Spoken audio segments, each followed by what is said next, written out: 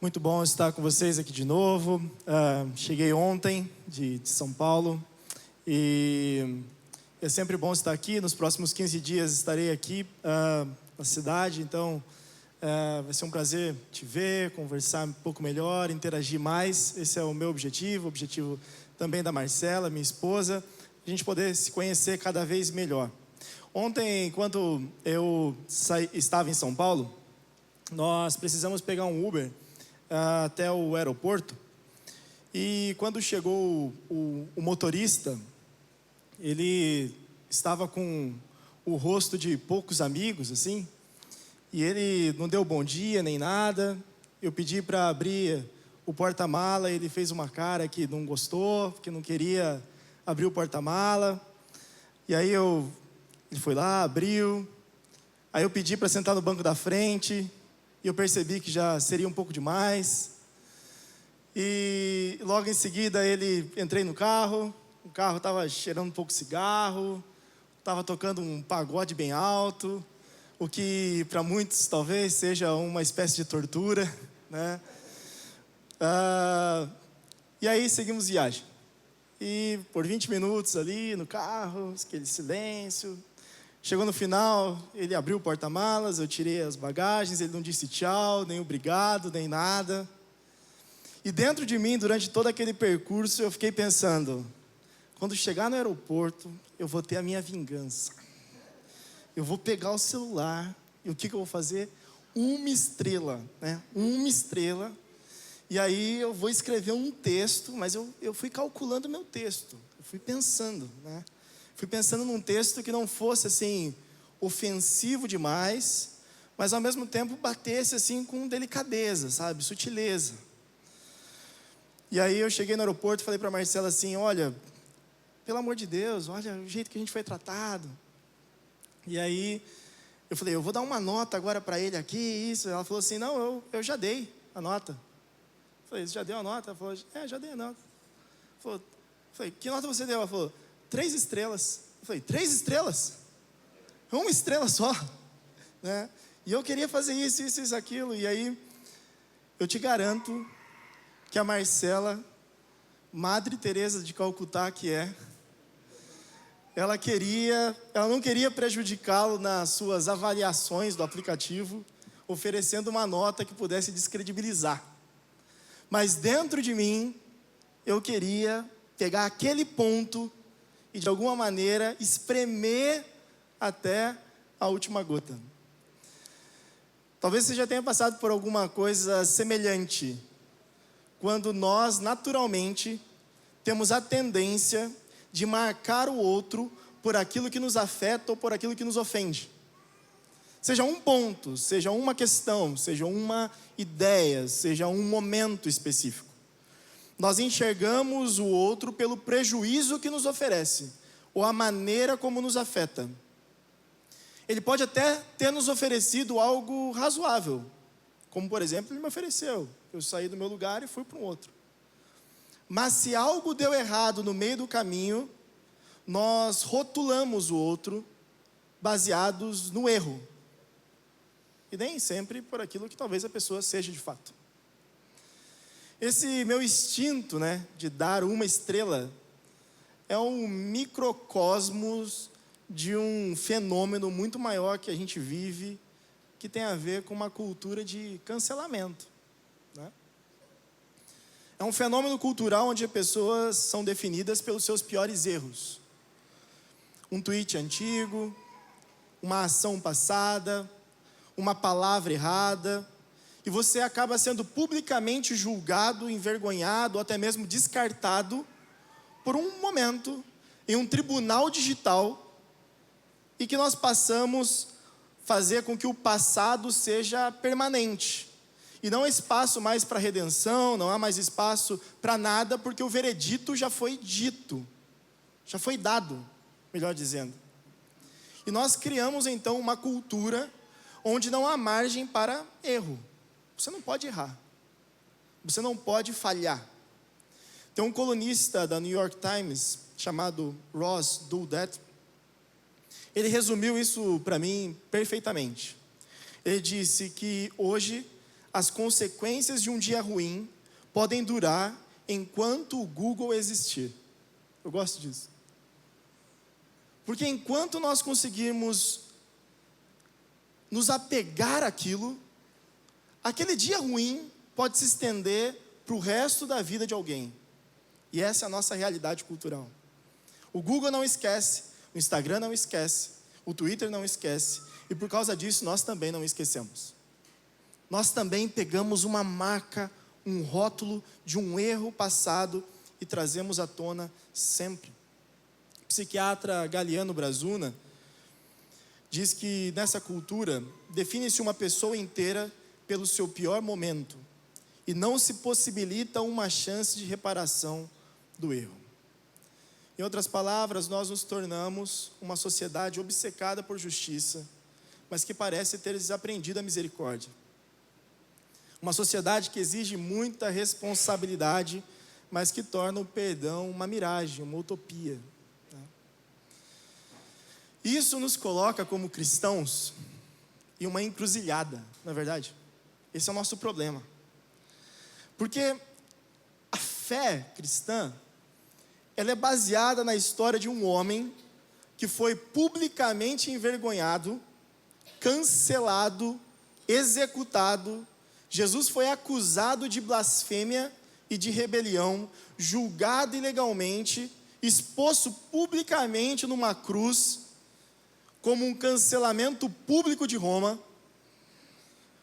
para que o mundo visse que ele era indigno. A nossa fé, ela é sustentada pela história de homens como Saulo de Tarso, um homem cujo passado era definido por perseguição e assassinato, e que escreveu a maior parte do Novo Testamento. Se tem alguém que seria cancelável no Novo Testamento, seria Paulo. Seria ele no primeiro século. Perseguidor da igreja, um homem que esteve presente na morte de Estevão. E que na semana passada nós vimos com o pastor Michel um pouco a respeito de como essa história muda de rumo, muda de rota. Um homem que sai de Damasco para perseguir cristãos, agora então se encontra com Jesus e passa a viver diferente. Mas o erro está ali. A falha está ali atrás. E é diante desse cenário que a pergunta que me vem à mente é a seguinte: o que acontece quando a nossa cultura, que não dá margem para o erro, encontra o evangelho que é feito de segundas chances? O que acontece com a nossa cultura quando a gente tem uma espécie de comportamento, de mentalidade, em que não é possível, de maneira alguma, existir uma margem para o erro, mas a gente tem um evangelho que é feito de segundas chances? E mais, e para nós, o que prova ser mais difícil?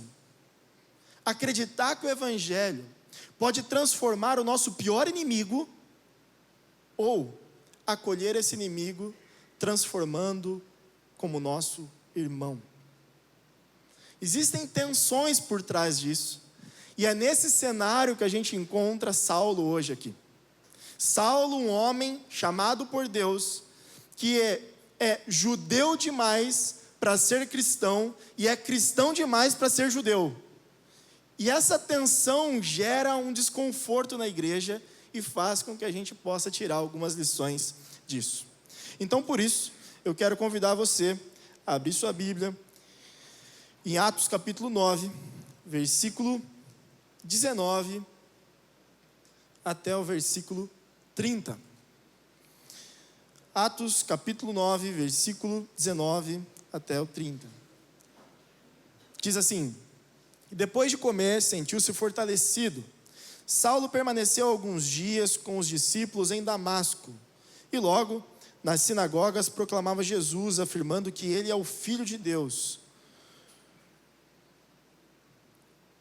Todos os que ouviam Saulo estavam atônitos e diziam: não é este que exterminava em Jerusalém os que invocavam o nome de Jesus e veio para cá precisamente para prender e levá-los aos principais sacerdotes? Saulo, porém, mais e mais se fortalecia e confundia os judeus que moravam em Damasco, demonstrando que Jesus é o Cristo. Decorridos muitos dias, os judeus resolveram matar Saulo, mas ele ficou sabendo do plano deles. Dia e noite guardavam também os portões da cidade para o matar. Mas os discípulos de Saulo tomaram-no de noite e, colocando-o num cesto, desceram-no pela muralha. Quando chegou a Jerusalém, Saulo procurou juntar-se aos discípulos de Jesus, porém todos tinham medo dele, não acreditando que ele fosse discípulo. Mas Barnabé, tomando consigo, levou os apóstolos, contou-lhes como Saulo tinha visto o Senhor no caminho, e que o Senhor tinha falado com ele. Também contou como em Damasco Saulo tinha pregado ousadamente em nome de Jesus. E Saulo ficou com eles em Jerusalém, entrando e saindo, pregando ousadamente em nome do Senhor. Falava e discutia com os helenistas, mas eles procuravam matá-lo. Quando isso chegou ao conhecimento dos irmãos, levaram Saulo até Cesareia e dali enviaram para Tarso. Assim, a igreja tinha paz por toda a Judéia, Galiléia, Samaria, edificando-se e caminhando no temor do Senhor e no consolo do Espírito Santo, crescia em números. Olha que interessante o que nós temos aqui. A primeira questão que eu quero destacar nesta manhã é que o Evangelho ele prova seu poder na transformação genuína. O Evangelho ele prova o seu poder na transformação genuína. Quando nós olhamos para o nosso texto, você vai perceber que Saulo, ele sai então, se você olhar os primeiros versículos do capítulo 9, você vai ver que ele pega uma carta, o objetivo era ir até Damasco, era afetar os cristãos que ali residiam, mas ele está agora em Damasco, mas ele está na sinagoga, ele proclama Jesus, afirmando que ele é o Filho de Deus, ele é o Filho de Deus. Existe uma mudança completa na vida de Saulo. Ele sai como um perseguidor e ele permanece como alguém que proclama, como alguém que vive a realidade do reino. Todos que ouviam ficavam atônitos pensando: olha, eu ouvi dizer que Saulo estava vindo aqui para Damasco para nos matar. Mas não é aquele que é o Saulo? Assim, eu imagino, que naquela época as pessoas talvez não saberiam qual seria a fisionomia de Saulo. Talvez muitos nem faziam ideia de quem ele era. Mas de repente em Damasco começa a se falar, antes da sua chegada, de que ele chegaria para destruir os cristãos. Talvez alguns judeus estivessem vibrando com isso. Talvez o grupo de cristãos estivessem com medo dessa realidade, pensando que deveriam então fugir para outras regiões, assim como aconteceu em Jerusalém. Mas ali agora está Saulo, pregando Jesus. E como nós sabemos que a transformação de Saulo foi real? O texto ele nos dá uma prova imediata. O Evangelho ele não é uma teoria, ele é uma força que explode. E quando o Evangelho ele toca a proclamação ousada, e essa é a principal marca de Saulo. Saulo, ele quando se encontra com Jesus, a sua reação é anunciar a Jesus, é mostrar quem ele é. O Evangelho não transforma Saulo numa pessoa melhor, e esse é o ponto, mas transformou em uma testemunha de Cristo. Ele passa a viver Cristo, proclamar Cristo, fazer com que Cristo esteja visível através das suas ações, da sua maneira de viver. Jesus então é declarado como Filho de Deus e o Messias, segundo a perspectiva de Paulo. Então a mensagem ela acaba sendo escandalosa para os judeus e ao mesmo tempo se torna a mais central possível na pessoa de Jesus. Saulo vive a realidade encarnada de Cristo. E o Evangelho, então, transforma a vida dele. A proclamação de Saulo ela é tão ousada que demonstra no resultado dessa proclamação que os judeus, primeiro momento, tiveram um espanto. Não é esse Saulo? Não é esse homem que veio aqui para nos perseguir? Diz o versículo 21. Não é esse que exterminava em Jerusalém, agora invoca o nome de Jesus. Ele não veio aqui para nos prender, para nos levar aos principais sacerdotes, e agora ele está aqui. Depois gera uma oposição, porque continua o texto dizendo que muitos procuravam matá-lo. Matá-lo. Começam a surgir tramas de oposição. E sabe o que me chama mais atenção aqui no texto? Quando você olha para a morte de Estevão, você consegue ver um paralelo muito grande aqui. Porque é como se Saulo agora, por causa de Jesus, ele estivesse vestindo as roupas que foram usadas por Estevão. Estevão foi perseguido por causa do nome de Jesus, e por declarar e proclamar o nome de Jesus, agora Saulo está fazendo o mesmo. E ele está fazendo isso para o mesmo grupo que Estevão fez, que eram os helenistas. Existe um paralelo muito grande, muito próximo, entre aquilo que Estevão fez e que resultou em perseguição e morte por causa de Saulo, e agora o que Saulo está fazendo e que resulta numa perseguição dos próprios judeus que foram incentivados por Saulo. O que eu quero demonstrar aqui é que não há nada que possa transformar o coração de Saulo que não seja a presença real do Evangelho de Jesus, que leva um homem da perseguição à proclamação de quem é Jesus.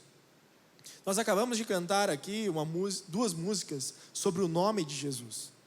O nome de Jesus, ao longo do livro de Atos, é uma das maiores preciosidades literárias do livro.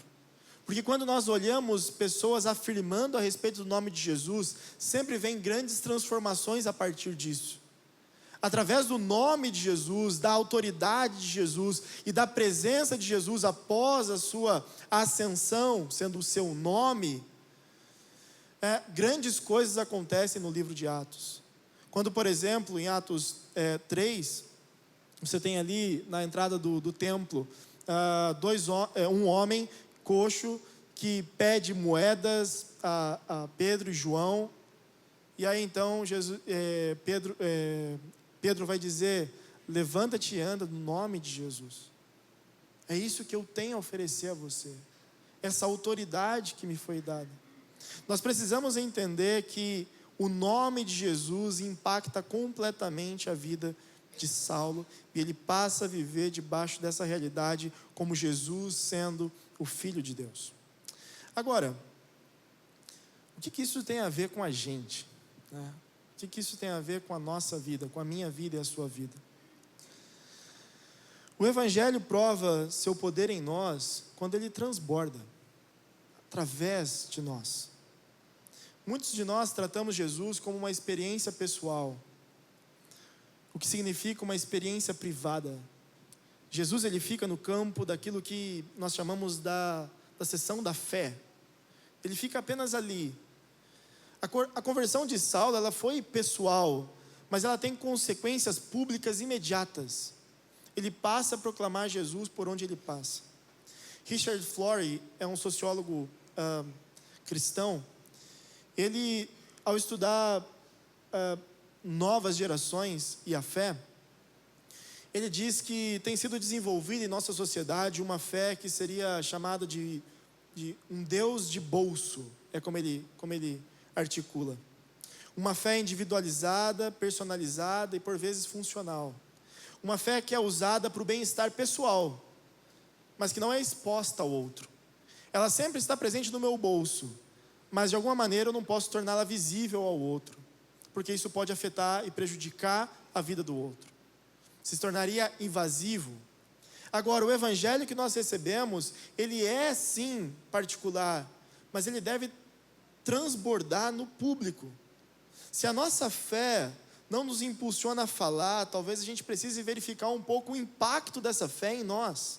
Porque o que Paulo faz de maneira imediata, como diz o nosso texto, é proclamar a Jesus através das suas palavras e através das suas ações, porque pouco a pouco ele ia sendo edificado cada vez mais, demonstrando que Jesus é o Cristo, como diz o versículo 22. Então Paulo, ele prega ousadamente e ele não tem medo de fazer isso. Agora, a segunda questão que eu quero destacar com relação ao nosso texto é que o Evangelho, além de provar seu poder na transformação genuína por meio da proclamação, o Evangelho também nos constrange a um acolhimento radical. O que acontece em seguida é que diante desse cenário de ameaça de morte, quando ele chega em Jerusalém, ele vai até os discípulos de Jesus. Porém, os discípulos tinham medo dele. Existia uma marca, existia um rótulo que Saulo ainda carregava, não acreditando que ele fosse discípulo, diz o texto. Eles não acreditavam que ele fosse discípulo. Talvez ele estivesse mais para um cavalo de Troia, entrando, se infiltrando no meio de todo mundo, de repente matando todo mundo. Talvez seria essa a perspectiva. Mas aí você tem um homem. E esse homem, para mim, ele é um dos personagens mais importantes do livro de Atos. Um dos mais importantes do livro de Atos. Neste ano, talvez, e eu fico feliz de ter caído para mim esse texto para eu pregar, porque eu tenho pensado muito com relação ao ministério deste homem, chamado Barnabé. Barnabé. E para mim, nós não teríamos boa parte das ações do Novo Testamento se nós não tivéssemos Barnabé. Barnabé, ele é um homem de bastidor, ele é um homem do que pouco se fala. E do pouco que se fala a respeito de Barnabé, diz muito a respeito do que significa viver o Evangelho em ação. E por isso que eu amo muito Barnabé. Sem Barnabé nós não teríamos Paulo, sem Barnabé nós não teríamos boa parte do Novo Testamento, sem Barnabé talvez nós não teríamos as primeiras viagens missionárias de Paulo, e nós não teríamos o acolhimento de Marcos, que é ele que faz logo em seguida. Barnabé, ele é sensacional, mas falam poucos versículos a respeito dele. E Barnabé, então, ele entra na história de Paulo aqui, e o texto diz assim, olha, versículo 27, é muito interessante, ele diz: mas Barnabé, tomando consigo, levou os apóstolos, contou-lhes como Saulo tinha visto o Senhor no caminho, e que o Senhor tinha falado com ele, também contou como em Damasco, Saulo tinha pregado ousadamente em nome de Jesus. O que Barnabé faz aqui? Ele toma Paulo, assumindo um risco pessoal, traz para perto dele, ele leva até os apóstolos, usando toda a sua reputação para advogar na causa de Paulo, e ao mesmo tempo, ele conta tudo aquilo que Paulo fez, dizendo: o Evangelho está sendo pregado e atingiu a vida deste homem, e eu confio nele. O que Barnabé faz aqui é propor uma ponte quando existe um muro enorme entre Paulo e os primeiros discípulos. Ele coloca toda a sua reputação, toda a sua relação em risco, por causa daquele homem que havia falhado no passado recente, e que de alguma maneira gerava um medo absoluto entre todos os cristãos. É isso que Barnabé está fazendo aqui. E o resultado é incrível. É incrível. Porque o Evangelho passa a ser anunciado a partir da vida de Paulo, por causa de uma atitude de Barnabé. Eu gosto muito disso, porque demonstra muito bem que o poder do Evangelho não está apenas na transformação, não está apenas no olhar externo, mas também está no olhar interno da igreja, através de um acolhimento radical, através da vida de homens e mulheres que abraçam pessoas que ao longo da vida tiveram marcas profundas e que hoje não precisam mais serem marcadas pelo seu passado, mas por causa daquilo que Cristo fez. E por isso que dentro da comunidade cristã, quando nós temos homens e mulheres que vivem uma vida e um ministério de reconciliação, trazendo para perto de si pessoas que no meio do caminho erraram e falharam, nós temos ali a beleza do Evangelho sendo vivido, porque nós temos pontes sendo construídas, e de alguma maneira o Evangelho então nos constrange a esse acolhimento radical. Eles viram Saulo através das lentes do passado, mas o Evangelho nos chama para ver através das lentes da graça. E é isso que faz o jogo virar. Eles viram, e aí a primeira pergunta que eu faço é: quem são os Saulos que chegam à nossa porta? Quem são as pessoas que chegam até a nossa comunidade marcadas? Pessoas com passados complicados, reputações manchadas, ou que vêm de um estilo de vida que nos deixam desconfortáveis. E o Evangelho nos constrange a parar de defini-los por quem eles eram, mas começar a acolhê-los por causa daquilo que Cristo fez. Uma comunidade saudável vive a partir dessa realidade. Mas ao mesmo tempo eu tenho que abrir um parênteses aqui. Talvez você tenha uma vida no qual você até mesmo seja aquela pessoa que diz: eu preciso consertar a minha vida antes de ir para uma igreja. E você pense que a espiritualidade cristã não seja para você. Mas a boa notícia é que a mensagem do Evangelho é para aquele que está quebrado. A mensagem do Evangelho é para aquele que se acha indigno. Foi para isso que Cristo morreu. Cristo morreu para nos restaurar diante de Deus e nos trazer de volta para Ele. E nos dá uma família, nos dá uma comunidade que nos abraça e nos acolhe e que faz com que a caminhada cristã seja cada vez mais leve à medida que a gente se aproxima de Deus e se aproxima do povo de Deus. Mas a igreja também estava com medo. E Saulo estava isolado. Barnabé, ele foi esse elo. E por isso a nossa questão também é: será que nas nossas igrejas nós precisamos desesperadamente de Barnabés? Pessoas que ativamente procuram novos convertidos, visitantes assustados ou membros marginalizados e dizem: vem aqui, senta comigo. Vem aqui, eu quero caminhar um pouco melhor com você. O acolhimento radical, ele não é passivo. Ele é evangelho em ação direta. Por isso nós temos uma tensão aqui. Nós temos a questão do evangelho que tem poder de transformar, mas nós temos também ao mesmo tempo esse acolhimento radical, que invade o nosso conforto, que invade o nosso cenário perfeito. E por isso que o Evangelho não é uma escolha entre proclamação e acolhimento. O Evangelho está na centralidade de quem Cristo de fato é. Ele foi as duas coisas. Ele foi proclamação perfeita de Deus em carne. Ele falou a verdade que custou a sua própria vida, se entregando por nós. Mas ao mesmo tempo, acolhimento radical de um Deus na cruz que tomou o nosso lugar, sendo nós cancelados, nos levou até o Pai.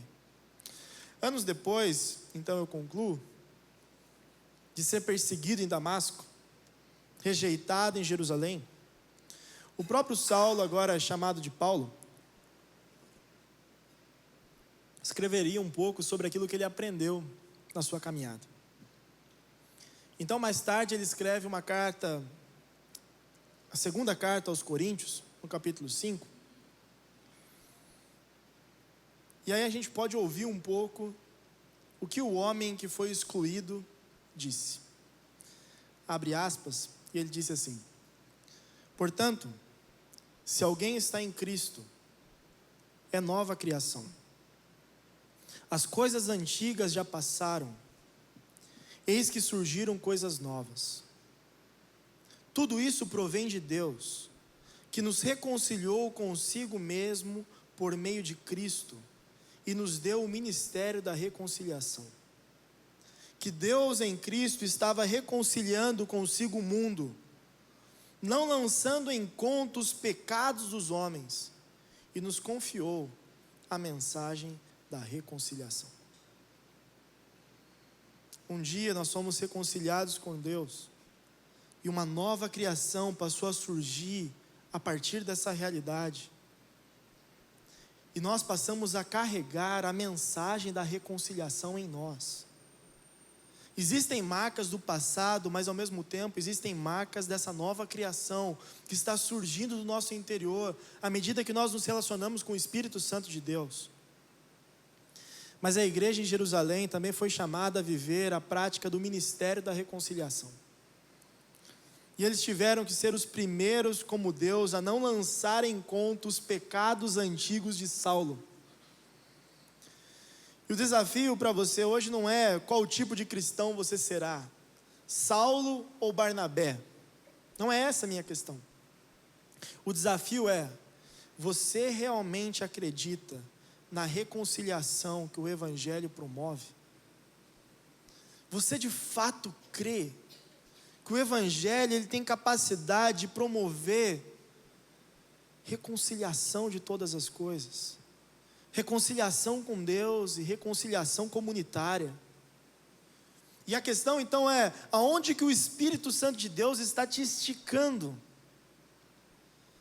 Onde Ele está confrontando você a não dar uma estrela, né? Será que Ele está te impulsionando para fora, para você proclamar a mensagem da reconciliação? Não apenas repetindo palavras decoradas a respeito daquilo que você crê, mas realmente crê no poder genuíno do Evangelho, que tem capacidade de fazer novas coisas.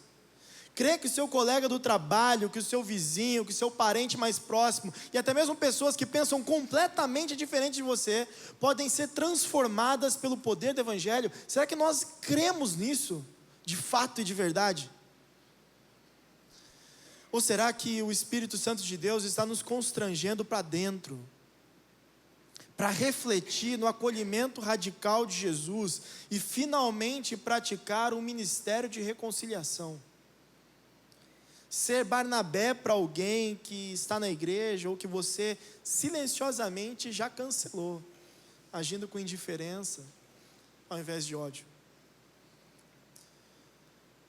Alguém a quem você está ainda lançando conta de pecados passados.